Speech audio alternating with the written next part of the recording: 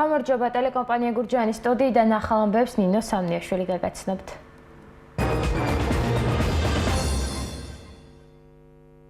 კიდევ ერთი ავტოსაგზაო შემთხვევა ახაშენში მძღოლი ადგილზევე გარდაიცვალა, რაც ითხოვს ახაშნის მოსახლეობა. დავინახე უკვე შუაზე გადაწყვეტილი მანქანა შიგრუ არავინ არ იჯდა. მაღაზიაში უნდა შესულიყო მანქანით. ვეღარ მოასწრო დაეჯახა გოლფი. ნაციონალურ მოძრაობაში შიდა პარტიული დაპირისპირება გრძელდება. ორად გაყოფილი ჯგუფი ბოკერია უგულავას მომხრეები და მიხეილ სააკაშვილის გუნდი. როგორია კახეთში რაიონული ორგანიზაციების პოზიციები, ვინ რჩება მიხეილ სააკაშვილის ერთგული და ვინ იზიარებს ბოკერია უგულავას პოზიციას. ვის გუნდშია გურჯაანის რაიონული ორგანიზაციის თავმჯდომარე გიორგი ღვინიაშვილი. კითხვებს პასუხს თელავის რაიონული ორგანიზაციის თავმჯდომარე გიორგი ბოტკოველი ტელეკომპანია გურჯაანთან გასცემს. საქართველოს კათოლიკოს პატრიარქის საშობაო ეპისტოლე, რას ურჩევს მრევლს უწმინდესი და უნეტარესი ილია მეორე. კახეთში აქამდე უცნობი არქეოლოგიური ობიექტები აღმოაჩინეს, როგორ გამოიყურება ანტიკური ხანის ნაქალაქარი ივრის ნაპირზე.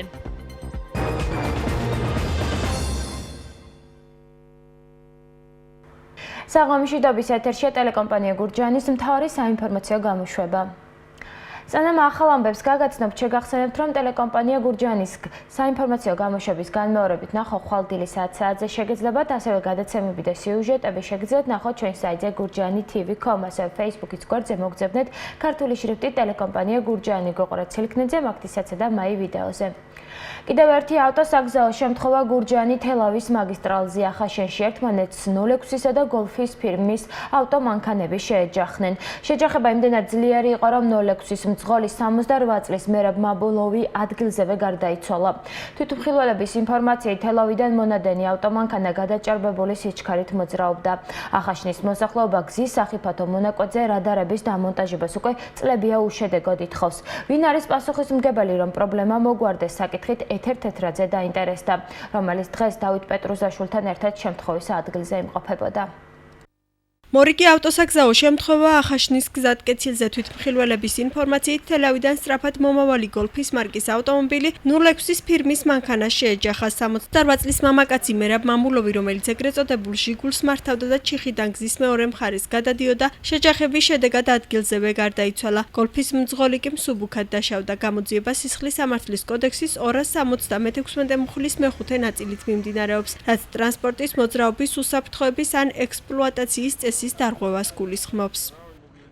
აი გადმოდიოდა, რომ მაღაზიაში უნდა შესულიყო მანქანით. ვეღარ მოასწრო დაეჯახა გოლფი. ადგილზევე დაიღუპა. უცბად რაღაცა ხმამ აი ესე შემომატრიალა რა და დავინახე უკვე შუაზე გადაწყვეტილი მანქანა შიგრუ არავინ არ იჯდა. ის რომ გადაჭარბებული სიჩქარით ვერ წამოვიდა და ხო ეგ საზრით ხადი ის აი გამოდიოდა და ასე ისა. ეხლა იქიდან მომავლის თელავიდან მომავალი, ალბათ თელავიდან მომავალი ხო? მე როგორ დავაფიქსირებ? ეკაცი კიდე ჭკვიანი კაცი იყო და ეს რა ქვია, რავი ამდილადიან ალბათ მაღაზიაში გადადიოდა, ვერ დაინახა სწრაფად მონადენი მანქანა და ახაშნელების ინფორმაციით თვი არ გავა, რომ გზის ამ მონაკვეთზე ავტოსაგზაო შემთხვევა არ მოხდეს. ისინი სიჩქარის შემზღუდველი ბარიერების ან ვიდეო თვალის დამონტაჟებას ითხოვენ, რათა მძღოლებმა გზის ამ მონაკვეთზე ნაკლები სიჩქარით იმოძრაონ. აქ სანამ ვიდეო თვალი არ დადგება, არაფერი არ გვეშველება. იმიტომ რომ წელიწადში ალბათ 100-150 მკვლელობა ხდება ტრასაზე მანქანებით. იმ დღეს იყო ისეთი გაიშხუილა მანქანამ, რომ ვაიმე მანქანა იყო თუ სასწრაფო იყო, მართლა ვერ მოვკარით თვალი. ბავშვები ყავს სკოლაში გადადიან, ყოველ წუთას გზაზე ვდგება, როდის მოვა ჩემი შვილის სახლში რომ მეშინია. ხო არ შეიძლება ესეა რა. ეს სოფელი დასვენებული იყო და ყველა კმაყოფილი იყო, მანამ იყო ისინი. ის ბარიერები აიღეს თუ არა და გახშირდა ესეთი უბედურებები, რა ვიცი. ძალიან ხშირად ხდება ავტოავარია, ძალიან ხშირად. აი რას ფიქრობთ ვიდეო თვალი ხო რა თქმა უნდა ძალიან მართლა კარგი იქნება, ალბათ გაამართლებს ვიდეო თვალი. და უნდა იყოს განსაზღვრული სიჩქარე სოფელში მოსიარულე მანქანებისთვის. სიჩქარე უნდა განისაზღვროს აუცილებლად. ფუგურიკებმა თავი არ დაიჭირა. ადრე იყო, მაგრამ არ გაამართლა. ვიდეო თვალია საჭირო რა. ამ ტრასაზე ხშირად ხდება ეს უკვე ალბათ ამ წელში კი პირველია, მაგრამ შაშან 1-5 კაცი მოკვდა. აქ კი არა ამჟამად, მაგრამ აგეს დებოთ სხვაგან იკითხარეს. უნდა იყოს შემოფერხებელი ისინი უნდა იყოს აუცილებლად. 1000-ჯერ თუ 100-ჯერ შევიტანეთ განცხადება გურჯაანში, მაგრამ რა ვიცი, არაფერი რეაქცია არ არის. შინაგან საქმეთა სამინისტროს პრესსამსახურის ინფორმაციით ახაშნის გზატკეცილზე როგორც სახიფათო მონაკვეთზე შესაძლებელია ვიდეო ანალიტიკური პროგრამებით აღჭურვილი ეგრეთ წოდებული ჭკვიანი კამერები დამონტაჟდეს. საკითხზე მუშაობა უკვე დაწყებული აქვს და პროექტის განხორციელება წლის ბოლომდე იგეგმება. ნაციონალურ მოძრაობაში შიდა პარტიული დაპირისპირება გრძელდება 20 იანვარს დანიშნულ პარტიულ ყრილობას, როგორც მომხრები, ისე მოწინააღმდეგეები ყავს.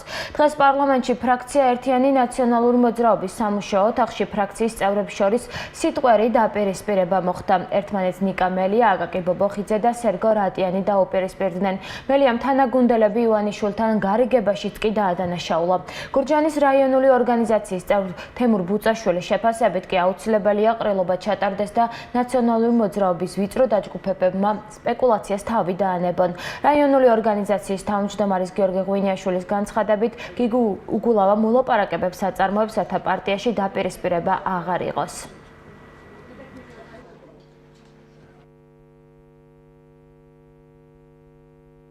ვთვლი რომ ყრილობა ნამდვილად არის ლეგიტიმური, ის არის მრავალათასიანი და პარტიის წევრების უმრავლესობა, რომელიც ოფიციალურად არის დარეგისტრირებული და იგი წლების მანძილზე პარტიულ საქმიანობას ეწევა, ისინი გააკეთებენ თავის არჩევანს და მე ვფიქრობ, ლეგიტიმურობასთან დაკავშირებული ყველა კითხვა, აბსოლუტურად ყველა კითხვა მოიხსნება. ეს არის უბრალოდ სპეკულაცია, რომელიც პოლიტიკური გაერთიანების მცირე ჯგუფმა ხელოვნურად მოახდინა. პარტიაში მიდის ახლა აქტიური კონსულტაციები, თვითონ გიგი უგულავა ესაუბრება მიხეილ სააკაშვილს, რომ პარტიაში ეს დაპირისპირება აღარ იყოს. აი ამის მერე გეტყვით ყველაფერს. ნაციონალური მოძრაობის შიდა დაპირისპირებაზე საუბარს სტუმართან ერთად განვაგრძობთ. ტელეკომპანია გურჯაანის კითხვებს ნაციონალური მოძრაობის თელავის რაიონული ორგანიზაციის თავმჯდომარე გიორგი ბოტკოველი უპასუხებს. ბატონო გიორგი, დიდი მადლობა, რომ დრო გამონახეთ ჩართვისთვის და ჩვენს გადაცემაში მონაწილეობთ. ნაციონალურ მოძრაობაში დაწყებული დაპირისპირების გამო ორი ჯგუფი გამოიყო, ერთი ბოკერია უგულავას გუნდი და მეორე მიხეილ სააკაშვილის მხარდამჭერები. თქვენ რომელი ჯგუფის აზრს იზიარებთ და საერთოდ რა გახდა ამ დაპირისპირების მთავარი მიზეზი? მოგესალმებით, მივესალმები გურჯაანის ტელემაყურებელს და პირველ რიგში იმას ვიტყვი, რომ რა თქმა უნდა, მე არ დაგეთანხმებით იმაში, რომ ნაციონალური მოძრაობა ურად არის გაყოფილი, ნაციონალური მოძრაობა არის ძალიან მყარად, როგორც წარმოადგენდა თავის დიპოზიციას წარმოადგენს ისე საერთაშორისო პოლიტიკურ ასპარეზზე. თუმცა ბატონო გიორგი, უკვე ფაქტია და ყველა საუბრობს იმაზე, რომ ნაციონალურ მოძრაობაში გაყოფილ ორ ჯგუფს შორის მიმდინარეობს დაპირისპირება. ეს არის მცირე ჯგუფი, რომელიც ფაქტიურად მათი მოთხოვნები ყოველად გაუგებარია და ყოველად მიუღებელია ნაციონალური მოძრაობის უმრავლესობისთვის, დაახლოებით 99% მხარდაჭერისთვის და წევრისთვის მთელ საქართველოს რეგიონებში და თბილისში, ამიტომ მაგაში ვერ დაგეთანხმებით, რომ ორად არის გაყოფილი. რაც შეეხება ახლა ჩემს პოზიციას, ჩემი პოზიცია და მთლიანად კახეთის აქტივის პოზიციაც მე ახლა ამ შემთხვევაში წარმოვადგენ როგორც თელავის ორგანიზაციას, ისე კახეთის რეგიონალურ ორგანიზაციას და აქტივში დარწმუნებულად ჩვენ არაერთი შეხვედრა ჩავატარეთ სხვადასხვა რაიონებში ამ თემასთან დაკავშირებით, იმიტომ რომ პირველ რიგში ჩავთვალეთ საჭიროდ, რომ ეს უნდა სწოდნოდათ ჩვენს აქტივისტებს და იმ ადამიანებს, ვინც ჩვენთან ერთად იბრძვიან ამ წლების განმავლობაში და ვიტყვი იმას, რომ განწყობა არის ერთსულოვანი. თუ არ ჩავთვლით რამოდენიმე ადამიანს, მაგალითად იგივე კახეთის რეგიონში, რომელსაც გააჩინა თავისი პოზიცია, მაგრამ მე დარწმუნებული ვარ, ეს არის მხოლოდ თავისი პოზიცია და არა მისი აქტივის პოზიცია. ანუ თქვენი ინფორმაციით კახეთის რაიონულ ორგანიზაციებში მიხეილ სააკაშვილის პოზიციის მხარდამჭერები არიან? ეს არის ნაციონალური მოძრაობის პოზიცია და მე მარტო ვერ დავარქმევდი ამას მიხეილ სააკაშვილის პოზიციას და რა თქმა უნდა, ჩვენ პირველ რიგში ვაფიქსირებთ იმას, რომ ნაციონალური მოძრაობა უნდა იყოს ასოცირებული, რა თქმა უნდა, მიხეილ სააკაშვილთან და მიხეილ სააკაშვილი უნდა დარჩეს ნაციონალური მოძრაობის ლიდერად, რომელიც მიუღებელი აღმოჩნდა რაღაცა პატარა ვიწრო ჯგუფისთვის, რომელიც თითქოს ფიქრობს იმას, რომ მიხეილ სააკაშვილი დღეს ხელს უშლის ნაციონალურ მოძრაობას. ამიტომ ჩვენი პოზიცია არის მყარი, ჩვენ დავდივართ რეგიონებში, რამოდენიმე რაიონია საქართველოში, სადაც თქვათ არ ემთხვევა ჩვენს პოზიციებს, თვითონ თავმჯდომარის პოზიცია თუ მაჟორიტარობის კანდიდატის პოზიცია, მაგრამ ამას არსებითი მნიშვნელობა არ აქვს. ვინ არიან იმ ვიწრო ჯგუფში, რომლებიც არ იზიარებენ მიხეილ სააკაშვილის გუნდის აზრს?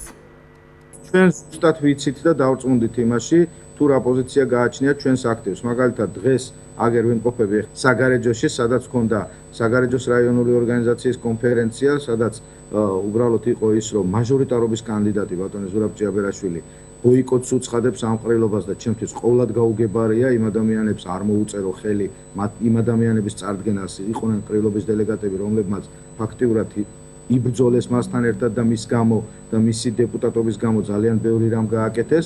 ამიტომ სულ საქართველოში არის დაახლოებით 10-12 რაიონი ესეთი და ჩვენ ამ დღეების განმავლობაში გუშინ გავმართეთ 3 კონფერენცია, დღეს ვმართავთ კონფერენციებს სხვადასხვა რეგიონში, ხვალ გავმართავთ და ამით დავასრულებთ და მინდა ვთქვა ის, რომ ყრილობის რაიმე არალეგიტიმურობას არანაირი საფრთხე არ ექმნება.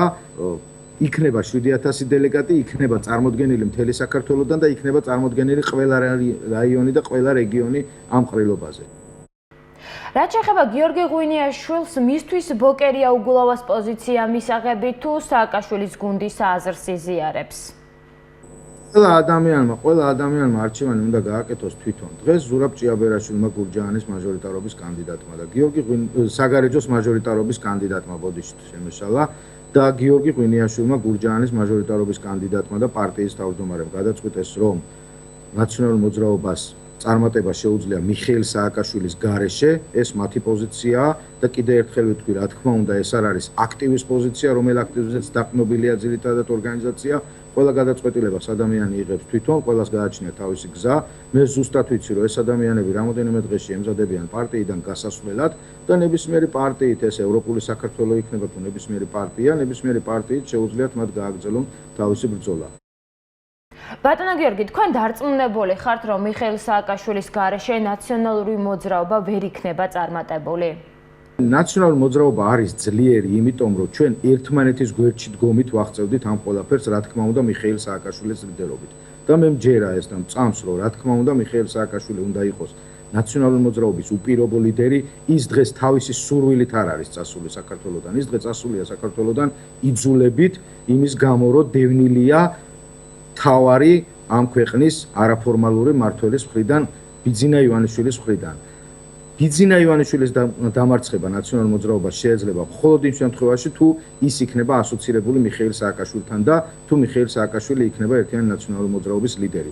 ნებისმიერი ვიწრო ჯგუფი, ბევრი ესეთი ვიწრო ჯგუფი ყოფილა ნაციონალურ მოძრაობაში, წასულან გარკვეული ლიდერები ბჭყალებში, რა თქმა უნდა, დაუწყიათ თავის პოლიტიკური საქმიანობა, მაგრამ ყველას კრახით დაუსრულებია. ამიტომ ყველას მე გზას დაულოცავ, რა თქმა უნდა, ყველას უსურვებ წარმატებას, მაგრამ მე დარწმუნებული ვარ, ის ვიწრო ჯგუფი, რომელიც დღეს წარმოდგენილია ნაციონალურ მოძრაობაში და უკვე რამოდენიმე დღის შემდეგ აღარ იქნებიან ნაციონალურ მოძრაობის წევრები, ისინი რას მიაღწევენ, მაგალითად შემიძლია მოუყვანო ყველა ის წასული ადამიანი ჩვენგან, რომელმაც მიაღწია თავის მისაღწევს და შედეგი ჩვენ ვნახეთ ამ არჩევნებზე.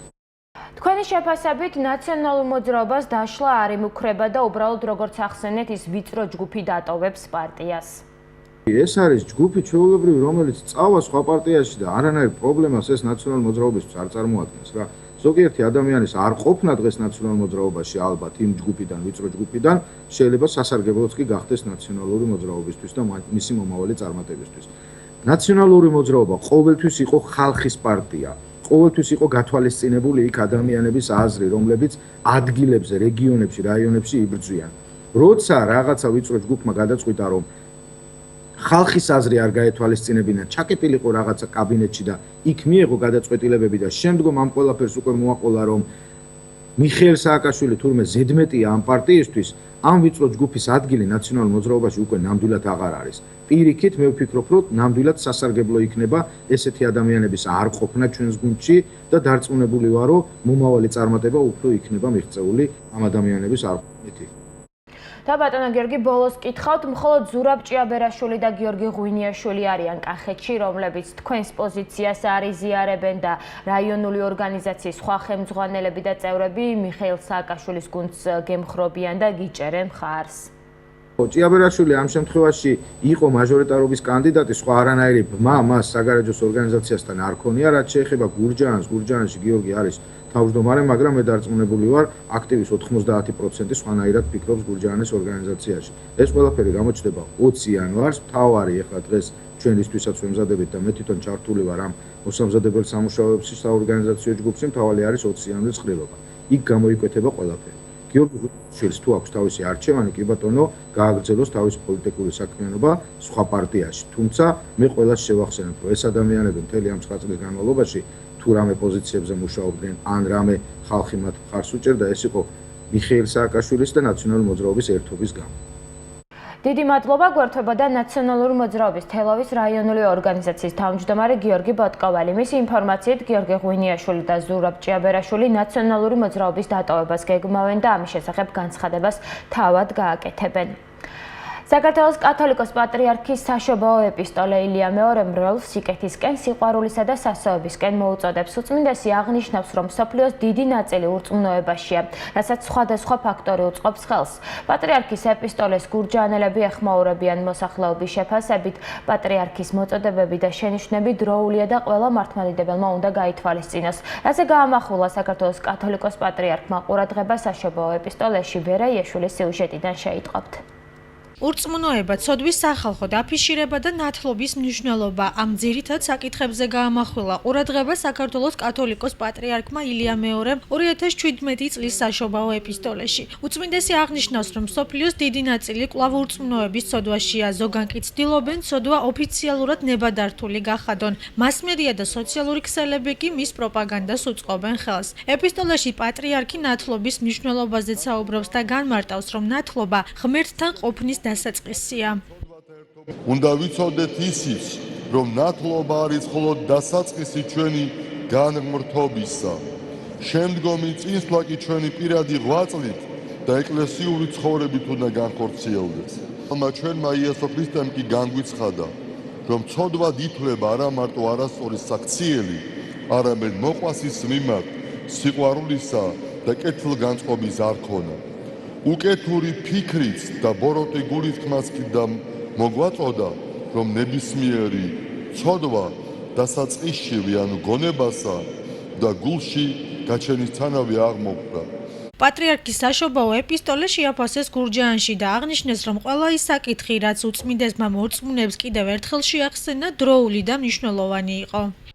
მაცხოვრის შობასთან ერთად იშვა ჩვენი მაცხოვარი, ჩვენი ხსნელი და როგორ შეიძლება რომ ადამიანმა იცხოვროს, რომ მან უпростоრეთ ქრისტე იყოს იმის სულში, ანუ აქ ჩამოთვლილი ცოდვები, სხვადასხვა ცოდვები, შური, ქედმაღლობა, ამპარტაუნება, რომელიც თავისთავად ეხლა სამართლებრივად არ წარმოადგენს დასასჯელ ობიექტს ადამიანი, მაგრამ ადამიანის ღვთისგან განდგომას ნიშნავს და ფაქტურად ნიშნავს იმ დიდი სიყვარულის უარყოფას, იმ დიდი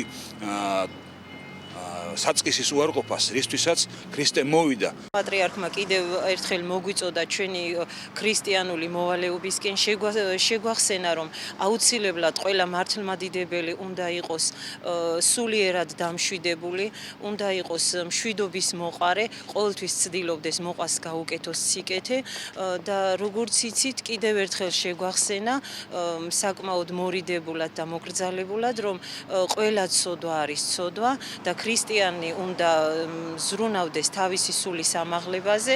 ღმერთი იყოს თქვენი მფარველი. პატრიარქმა ავადმყოფობის მიუხედავად საშობაო ლიტურგია სამების საკათედრო ტაძარში თავად ჩაატარა. წირვის დასრულების შემდეგ მრევლი დალოცა და მათ სიყვარულისკენ, სასოებასა და სიკეთისკენ მოუწოდა. კახეთში აქამდე უცნობი არქეოლოგიური ობიექტები აღმოაჩინეს. ანტიკური ხანის ნაქალაქარი ივრის ნაპირზე, კოწახურას ქედის სამხრეთ-აღმოსავლეთით საქართველოს კულტურული მემკვიდრეობის დაცვის ეროვნული სააგენტოს მონიტორინგის ჯგუფმა დააფიქსირა. ობიექტი ამჟამად 2.5 ჰექტარზეა, თუმცა შესწავლის შემდეგ შესაძლებელია მისი ფართობის მოცულობა შეიცვალოს. ზედაპირული დათვალიერების შედეგად შეიმჩნევა ძლიერი ხანძრის კვალიც. საქართველოს კულტურული მემკვიდრეობის დაცვის ეროვნული სააგენტოს ობიექტზე კვლევის დაწყებას 2017 წლიდან გეგმავს. მაშინ მონაწილეობას საერთაშორისო წამყვანი არქეოლოგიური ინსტიტუციებიც მიიღებენ. დღეს გურჯაანის საკრებულოში 2017 წლის პირველი სესია გაიმართა. დეპუტატებმა ახლად დამტკიცებულ ბიუჯეტში ცვლილებები შეიტანეს. სოციალურ პაკეტს კიდევ 2 ახალი პროექტი დაემატა. ამას გარდა გამგეობა ნაგავმზიდი მანქანების შესაძენად ბანკიდან სესხს არა ევროში, არამედ ლარში აიღებს. კიდევ რა საკითხები განიხილეს დეპუტატებმა სესიაზე ეკა თეთრაძე გიამბობთ. ახალი წლის პირველ სხდომაზე საკრებულოს დეპუტატებმა 2017 წლის ახლად დამტკიცებულ ბიუჯეტში პირველი ცვლილება შეიტანეს. საფინანსო საბიუჯეტო სამსახურის ხელმძღვანელის ინფორმაციით, საფინანსო დოკუმენტში გასული წლის ნაშთი აისახა. 520,000 ლარიდან 342,000 ლარს გამგეობა სპორტ კომპლექსის სამუშაოთა მწარმოებელ კომპანიას გადაუხდის. ნაწილი კი მუნიციპალიტეტში ინფრასტრუქტურულ პროექტებსა და საბავშვო ბაღების გაზიფიცირებას მოხმარდება. ჩვენ გაგვაჩნია ვალდებულება სპორტ კომპლექსისა, რომელიც ძველი თანხა არის სასანაზღაურებელი 242,000 და პლუს ამ წლებში სასამართლო გადაწყვეტილება არის მაგაზე, სახსრული ფურცესულოდებით 90,000-ია ჯარიმები. ანუ სულ 342,000 ბიდის სპორტ კომპლექსზე. 59,000 ლარზე მეტი გამოიყო საბავშვო ბაღების დასაფინანსებლად. აბსოლუტურად მუნიციპალიტეტში არსებულ ყველა საბავშვო ბაღს ექნება გაზიფიცირებული აბსოლუტურად. მუშაობს ინფრასტრუქტურის სამსახური. თუ საჭირო შეიქმნა დამატებითი თანხების გამოყოფა, იმ თანხებსაც გამოვყოფთ და ყველა საბავშვო ბაღი იქნება გაზიფიცირებული. დღესვე დეპუტატებმა მუნიციპალიტეტის გამგებელ სესხის აღებაზე თანხმობა მისცეს. როგორც სხდომაზე განმარტეს, მუნიციპალიტეტი ნაგავმზიდი მანქანებისა და ნარჩენების კონტეინერების შესაძენად სესხს არა ევროში, არამედ ლარში აიღებს. თანხა კი 617,928 ლარში ადგენს. სესხს მუნიციპალიტეტი დაფარავს. გადახდა 2019 წლიდან დაიწყება და 10 წელზე გადანაწილდება. გამგებელმა სესხის აღებაზე თანხმობა მიიღო, წინა განკარგულება კი ძალა დაკარგულად ჩაითვალა. ერთ სესიაზე მივიღეთ თანხმობა სესხის აღებაზე, მაგრამ იქ იყო თანხა ძირითადად გამოსახული ევროებში იმ დღევანდელი კურსით, ეკვივალენტით, მაგრამ ეხლა გააკეთდა ლარებში 617,928 ლარზე, მაგრამ ერთი კიდევ კარგი იყო, რომ პროცენტი წლიური განაკვეთი იყო 1,5, ეხლა იქნება 0,5, ანუ წლიური დაირიცხება მას 0,5%. ორი პროექტი დაემატება. ახალი წლიდან სიახლეა სოციალური დახმარების პროგრამაში წელს 2 ახალი პროექტი ამოქმედდება. დახმარება გაეწევა ჩშმ პირებსა და იმ ოჯახებს, სადაც ეპილეფსიით დაავადებული 3 ან მეტი წევრი ცხოვრობს. შეზღუდული შესაძლებლობების მქონე პირები, რომლებიც ადაპტაცია, რეაბილიტაციას გადიან, ასევე ეტლის მოსარგებლეები, გვერდით ან ჩვენივე მუნიციპალიტეტში ანაზღაურდება მათი გზის ხარჯები. ან შეიძლება რამე სპორტის სახეობით არიან დაკავებულები, ასეთებიც ყავს საბედნიეროდ. მეორე გახლავთ 3 და მეტი ეპილეფსიის დაავადებულ პაციენტები, რომლებიც ერთ ოჯახში ცხოვრობენ, დაუფინანსდებათ აუცილებელი მედიკამენტების ხარჯი. დეპუტატებმა წლის პირველ სხდომაზე 4 საკითხი განიხილეს, მათ შორის ვაჩნაძიანში არსებული მიწა, რომლის ყიდვის მსურველიც არ გამოჩნდა, საპრივატიზაციო ნუსხიდან ამოიღეს. სავარაუდოდ მიწას მუნიციპალიტეტი იჯარით გასცემს. საქართველოს დაცული ტერიტორიების შესახებ ესპანეთის ერთ-ერთმა პოპულარულმა ტელეკომპანიამ Movistar Plus-მა დოკუმენტური ფილმი გადაიღო. 27 წუთიან მასალაში ჯავახეთის დაცული ტერიტორიები ლაგოდეხის, ბორჯომ-ხარაგაულის, ვაშლოვანის და კოლხეთის ეროვნული პარკები მოხვდა. ფილმში ის ადგილებია ნაჩვენები, რომელიც ტურისტების დიდ მოწონებას იმსახურებს. ესპანური ტელეკომპანიის წარმომადგენლები საქართველოში ტურიზმის ეროვნული ადმინისტრაციის პრესტურის ფარგლებში 2016 წლის მაისში იმყოფებოდნენ. გამოშვებას რეგიონს გარეთ განვითარებული მოვლენებით განვაგრძობთ.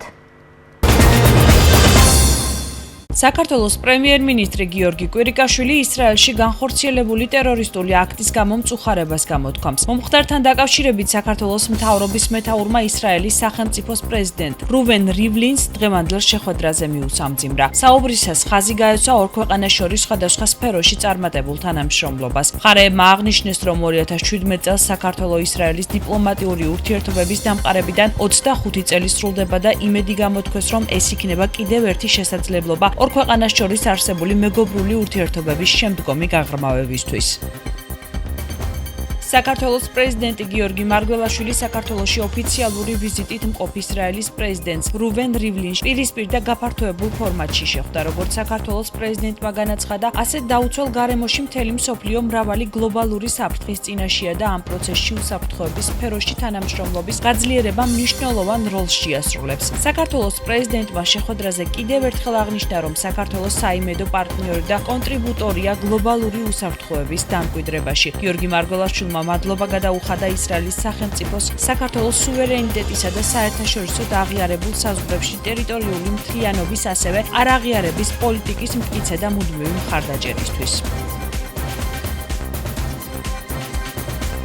შინაგან საქმეთა მინისტრმა გიორგი მღევრიშვილმა სოფელ დიღომში თბილისის პოლიციის დეპარტამენტის ვაკეს საბურთალოს სამმართველოს მეექვსე განყოფილების ახალი შენობა გახსნა. პოლიციის ახალი შენობა უახლესი ტექნიკითა და ინვენტარით არის აღჭურვილი. მისი ინფრასტრუქტურა კეთილმოწყობილი და შეზღუდული შესაძლებლობების მქონე პირებზეა ადაპტირებული. შენობაში 27 უბნის ინსპექტორი და დეტექტივ გამომძიებელი იმუშავებს. სოფელ დიღომში პოლიციის ახალი შენობა გაიხსნა, რომელშიც 27 თანამშრომელი მუშაობს. ჯერა რომ ახალი შენობა და გაუმჯობესებული პირობები უფრო მეტ სტიმულს მიცემს თითოეულ თანამშრომელს შეასრულოს მათზე დაკისრებული უფლებამოყოლება.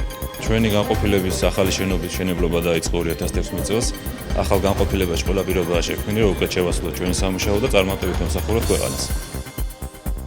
პროფესიულ სასწავლებელ მერმისში გიორგი გახარიამ და ალექსანდრე ჯეჯელაბამ სამრეწველო ინოვაციების ლაბორატორია გახსნეს. აღნიშნული ლაბორატორია ერთ-ერთია იმ ფაბლაბებიდან, რომლებიც ასევე საქართველოს ეკონომიკისა და მდგრადი განვითარების სამინისტროს ინოვაციების და ტექნოლოგიების სააგენტოს ხელშეწყობითა და განათლებისა და მეცნიერების სამინისტროს დაფინანსებით საქართველოში არსებულ 14-მდე სახელმწიფო პროფესიულ სასწავლებელში გაიხსნა. ძირითადი მიზანი გახლავთ ის, რომ ჩვენს ახალგაზრდებს მივცეთ იმის საშუალება, რომ მათ იდეები შეძლონ კონკრეტულ პროდუქტებში დააკონვერტირონ იმ პროდუქტებში და იმ ნივთებში, რომლებსაც შემდგომ გაკვეული კომერციული, ასე ვთქვათ, პერსპექტივა გააჩნია.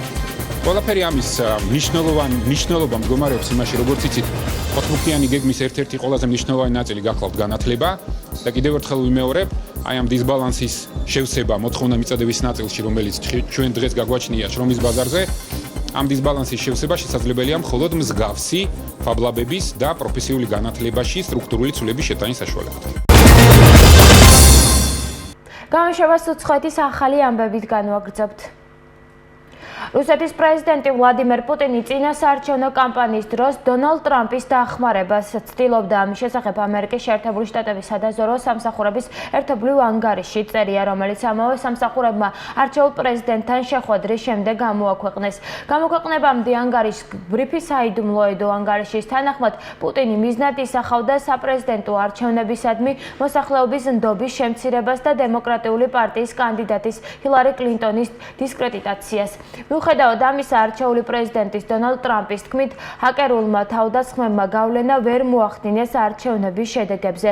თუმცა განცხადებაში მაინც აღნიშნა, რომ რუსეთი და ჩინეთი ამერიკის შეერთებული შტატებს ინფრასტრუქტურის დაზიანებას ცდილობდა. ტერორისტი, რომელმაც იერუსალიმში ტერორისტული აქტი განახორციელა, ეგრეთ წოდებული ისლამური სახელმწიფოს მხარდამჭერი იყო, განაცხადა ისრაელის პრემიერ-მინისტრმა ბენიამინ ნეთანიაჰუმ.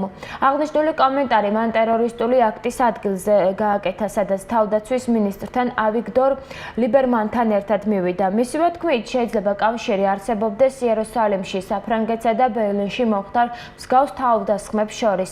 8 იანვარს იერუსალიმში ტერორისტული აქტის შედეგად 4 ჯარისკაცი გარდაიცვალა, 15-მდე ადამიანი კი დაშავდა. ახლა კი საინტერესო ამბები, რომელიც პალეტრა TV-მ გავრცელა. ტელევიზორთან გატარებული ყოველი საათი გულსის ძარღვთა სისტემის დაავადებების რისკს 7%-ით ზრდის. უკანასკნელი გამოკვლევების შედეგებითა და საშუალო სტატისტიკური მაჩვენებლებით დედამიწის თითოეული მცხოვრები ტელევიზორის ყურებაზე დღე-ღამეში დაახლოებით 3 საათს ხარჯავს. ეს იმას ნიშნავს, რომ ტელევიზორი მას მთელი ცხოვრების განმავლობაში 9 წელზე მეტს ართმევს.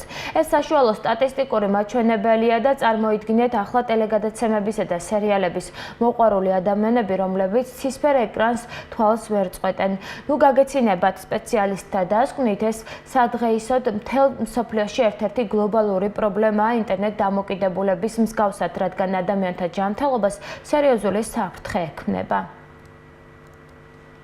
ცნობილმა ფიტნეს ინსტრუქტორმა გამოიგონა ტრენაჟორი, რომელიც იწვევს ჩვენს გაუცნობიერებელ მოძრაობას და შედეგად უზრუნველყოფს უფრო ჯანსაღ ცხოვრების წესს. როგორც ამბობენ, მისი გამოყენებით თქვენ 17%-ით მეტ კალორიას სწავლთ უმოძრაოდ ჯდომასთან შედარებით. იდეის ავტორის თქმით, ის სისხლის მიმოქცევას აუმჯობესებს და ახდენს გონების სტიმულირებას. ეს არის პირველი გამოგონება, რომლის დახმარებით თქვენ ერთდროულად ზიხართ, დადიხართ და მსუბუქ, მაგრამ საჭირო აერობიკას ასრულებთ. ამასთან ერთად თქვენ გაცილებით ფხიზლად ხართ და ნაყოფიერად მუშაობთ. ახლა დღის სხვა ამბები. ლოს-ანჯელესში ოქროს გლობუსის დაჯილდოების ცერემონია გაიმართა. ჰოლივუდის უცხოური პრესის ასოციაციის მიერ დაწესებული ჯილდოს მთავარი ტრიუმფატორი მიუზიკლი ლა ლა ლენდია. საუკეთესო მამაკაცისა და ქალის როლის შემსრულებისთვის მუსიკალური ან კომედიურ ფილმში ჯილდოები ემა სტოუნმა და რაიან გოსლინგმა დაიმსახურეს. ოქროს გლობუსის მფლობელი ყველაზე ახალგაზრდა რეჟისორი და მენ შაზელი გახდა. საპატიო ოქროს გლობუსი მერილ სტრიპმა მიიღო. საუკეთესო კომედიური სერიალის ნომინაციაში ატლანტა, ხოლო დრამისთვის განკუთვნილი ოქროს გლობუსი ფილმმა მუნლაითმა დაიმსახურა. საუკეთესო უცხოენოვანი მხატვრული სურათი კი ფილმი ელე გახდა.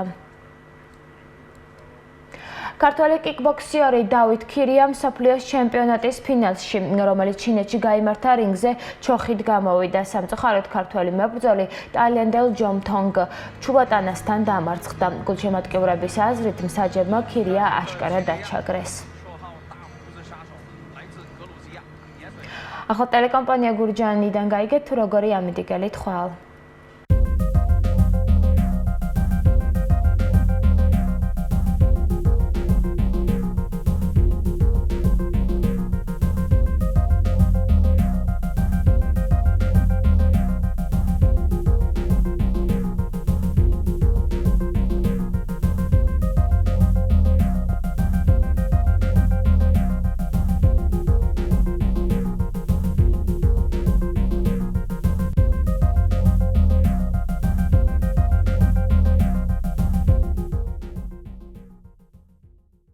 ახალი ამბები მე ნინო სამნიაშვილმა გაგაცანი და გემშვიდობებით ხუთშაბათამდე. შეგახსენებთ, რომ ტელეკომპანია გურჯაანის ახალი ამბების განმეორებით ნახოხვალდელი საათზე შეგეძლებათ. გარდა ამისა, ტელეკომპანია გურჯაანის გადაცემები და სიუჟეტები შეგიძლიათ ნახოთ ჩვენ საიტზე gurjani.tv.com, ასევე Facebook-ის გვერდზე მოგძებნეთ ქართული შრიფტით ტელეკომპანია გურჯაანი. გუყურეთ სილქნეძე, მაგდისაცა და მაი ვიდეოზე. ნახვამდის.